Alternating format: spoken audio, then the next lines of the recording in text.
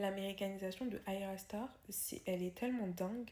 Je viens d'écouter son dernier son Hot Body et déjà les paroles sont énormément en anglais alors qu'avant elle parlait pas autant que ça en anglais. Il y allait avoir quelques petits mots mais sinon elle allait parler dans sa langue natale. Là tout le refrain est en anglais.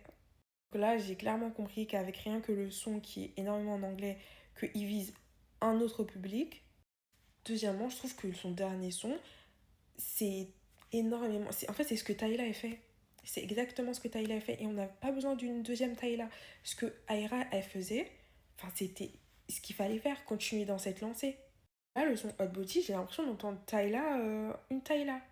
Je trouve qu'avant, Aira, elle avait plus de texte, beaucoup plus. Là, maintenant, le son Hot Body, il n'y en a pas autant que ça. Elle répète les mêmes mots. C'est très épuré. Enfin, c'est pas du tout pareil que ce qu'elle faisait avant. Ça fait un moment que je le dis que là, elle change et que c'est plus trop elle-même. Mais les gens me disent, mais non, c'est faux, c'est parce qu'elle grandit. Non, non, non. Honnêtement, je ne pense pas que sa stratégie marketing va marcher. Je ne pense pas du tout. Elle perd tellement de son authenticité.